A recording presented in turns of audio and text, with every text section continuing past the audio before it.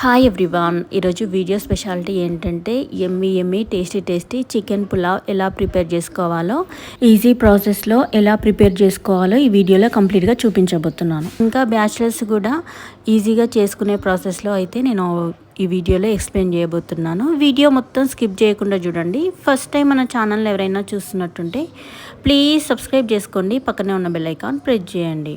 Okay friends, మనం వీడియోలోకి వెళ్ళిపోదాం. ముందుగా నేను చికెన్ అయితే తీసుకున్నాను, ఇంకా క్లీన్గా కడిగేసుకొని అయితే పెట్టేసుకున్నాను. ఇందులో ఫస్ట్ ఆనియన్, ధనియాలు, ఇంకా హోల్ గరం మసాలా పేస్ట్ని అయితే ఇందులో ఫస్ట్ వేసేసుకుంటున్నాను. ఇవి ఆల్రెడీ నేను అన్నీ వేయించి పెట్టేసుకున్నాను.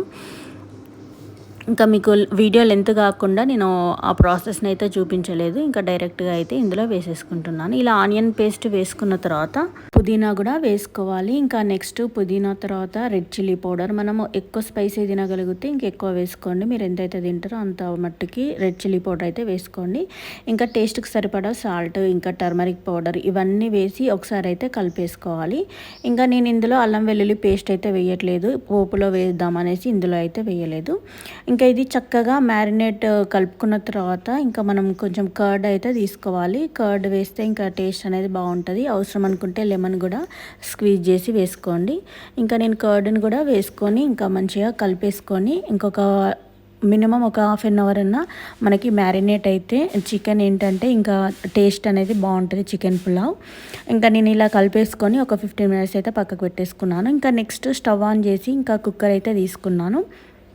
కుక్కర్ తీసుకొని అందులో మన చికెన్ పులావ్కి సరిపడా ఆయిల్ అయితే పోసేస్తున్నాను. ఆయిల్ వేసి ఇంకా హోల్ గరం మసాలా కూడా ఇందులో వేసేసుకుంటున్నాను. వేసిన తర్వాత మనం ఆల్రెడీ కట్ చేసుకొని పెట్టుకున్న ఆనియన్స్, మిర్చి కూడా ఇందులో వేసేసుకుంటున్నాను. వేసుకొని ఇంకా కలిపేసుకుందాం. ఇంకా నెక్స్ట్ ఇంకా దీనికి సరిపడా టర్మరిక్ పౌడర్ని అయితే వేసుకుంటున్నాను. మనం ఆల్రెడీ కర్రీలో వేసాం కాబట్టి ఇంకా కొంచెం వేసుకుంటే సరిపోద్ది. ఇంకా కొద్దిగా నేను నెయ్యి కూడా తీసుకున్నాను.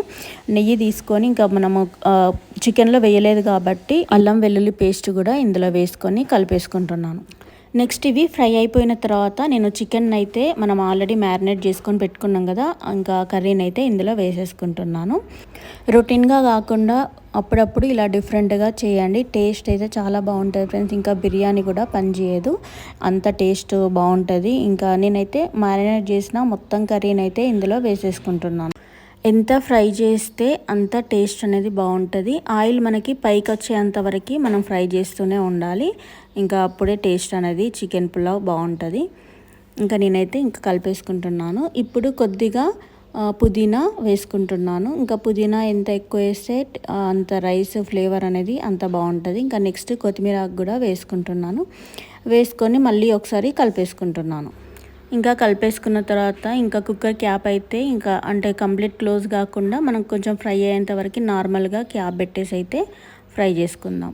ఇంకా 5 minutes తర్వాత ఓపెన్ చేసి చూద్దాం. ఇంకా చూడండి ఆయిల్ ఎలా పైకి వచ్చిందో, ఇంతవరకు ఫ్రై చేస్తే సరిపోతుంది. ఇప్పుడు మళ్ళీ కొంచెం మనము హోల్ గరం మసాలా నేను ఆల్రెడీ పౌడర్ చేసుకొని పెట్టుకున్నా, ఇంకా దాన్ని అయితే ఇందులో వేసేసుకుంటున్నాను. స్పైసీగా ఉంటేనే నాన్ వెజ్ అనేది బాగుంటుంది. ఇంకా మేము కొంచెం స్పైసీగానే తీసుకుంటాము నాన్ వెజ్. ఇంకా మేము కొంచెం స్పైసీనెస్ అనేది ఎక్కువగానే తీసుకుంటాం. ఇంకా వేసుకున్న తర్వాత మళ్ళీ ఒకసారి కలిపేసుకొని ఇంకొక 5 minutes క్యాప్ పెట్టేసి ఇంకా మగ్గనిద్దాం. ఇంకా ఇప్పుడు ఓపెన్ చేసి చూద్దాం. చూడండి ఎంత చక్కగా ఫ్రై అయిపోయిందో. ఇది ఒకసారి కలిపేసుకొని మనం ఆల్రెడీ రైస్ కడిగేసి పెట్టుకున్నాను.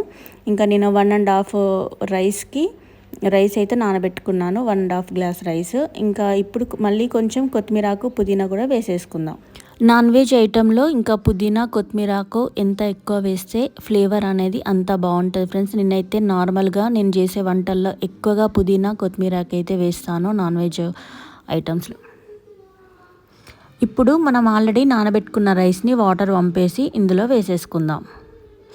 ఇంకా నేను 1.5 గ్లాస్ రైస్ అయితే నానబెట్టుకున్నాను. ఈ 1.5 గ్లాస్ రైస్కి మనం కుక్కర్ కాబట్టి 2 గ్లాసుల వాటర్ అయితే తీసుకోవాలి. ఇంకా చూడండి ఇది మనకి రైస్ మసాలా రైస్కి పట్టేలాగా ఇంకా చక్కగా కలిపేసుకోవాలి. ఇలా కలిపేసుకున్న తర్వాత వాటర్ అయితే తీసుకుంటున్నాను. నేను 2 గ్లాసు వాటర్ అయితే తీసుకుంటున్నాను. తీసుకొని మళ్ళీ ఒకసారి చక్కగా కలిపేసుకుందాం.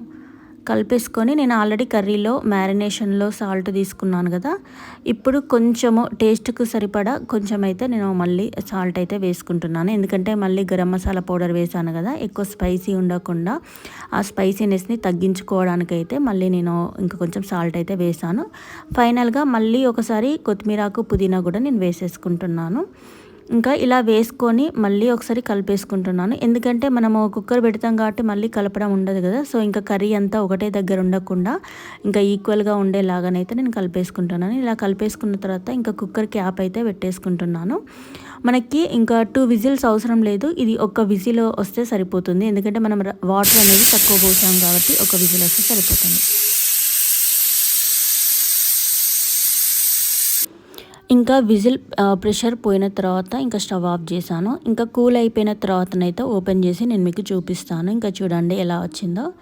చూడండి ఫ్రెండ్స్, యమ్మీ యమ్మీ టేస్టీ చికెన్ పులావ్ అయితే రెడీ అయిపోయింది. చూడ్డానికైతే ఇంకా నోరు ఊరిపోతుంది కదా. ఇంకా చాలా చక్కగా వచ్చింది, అడుగు కూడా ఇంకా అంటలేదు.